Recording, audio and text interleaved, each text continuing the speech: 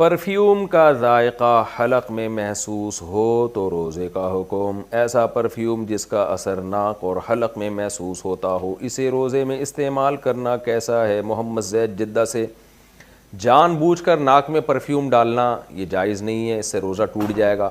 لیکن آپ نے پرفیوم لگایا، نیت آپ کی سونگھنے کی نہیں تھی کہ ناک کے اندر اس کے ذرات لے کے جائیں، لیکن چلے گئے تو انشاءاللہ اس سے روزہ نہیں ٹوٹے گا آپ کا.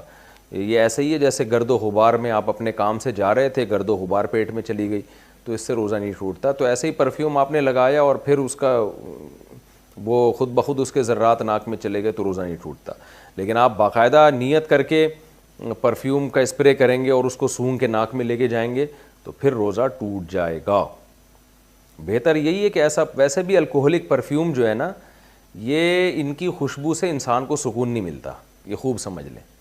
یہ وقتی ایک وہ ہوتی ہے، لیکن حقیقت یہ ہے کہ یہ اس سے دماغ انسان کا بھاری ہوتا ہے. پتہ نہیں لوگ کیوں الکوہلک خوشبوئیں، جائز ہے لیکن الکوہلک خوشبوئیں جتنی بھی ہیں وہ آپ تجربہ کر کے دیکھ لیں. آپ نان الکوہلک خوشبوؤں کا ذرا عادت تو ڈالیں تو آپ کو پتہ چلے گا اس میں کتنا سکون ہے، کتنے دماغ معطر ہوتا ہے اس سے.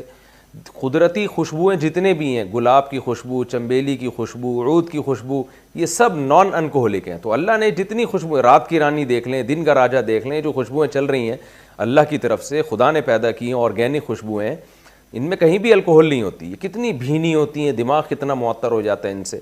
تو اس میں انگریز نے الکوہل ڈال کے اس کی وہ نیچر ہی تبدیل کر دی ہے. تو میرے سامنے تو کوئی الکوہلک خوشبو لگا کے بیٹھا ہو، میرا تو دماغ خراب ہونا شروع ہو جاتا ہے. میں کہتا ہوں پتہ نہیں لوگوں کو، خیر لوگوں کے اپنے اپنے ذوق ہوتے ہیں. تو جائز ناجائز کی میں بات نہیں کر رہا، جائز ہے، لیکن میرے مشورے پر آپ کبھی کچھ دن نان الکوہلک خوشبوئیں جو جس کو عطر کہا جاتا ہے وہ آپ ذرا استعمال کریں. مزہ نہ آئے پیسے واپس. عرب زیادہ تر نان الکوہلک خوشبوئیں استعمال کرتے ہیں. آپ دیکھیں سعودی عرب آپ جاتے ہیں، ایسی بھینی بھینی معطر خوشبوئیں آتی ہیں. آپ کمرے میں عود کی دھونی دیں، آپ عود کی لکڑی جلائیں یا ایسے ہی کسی درخت کی لکڑی جلائیں، ایسا پیاری خوشبو آئے گی.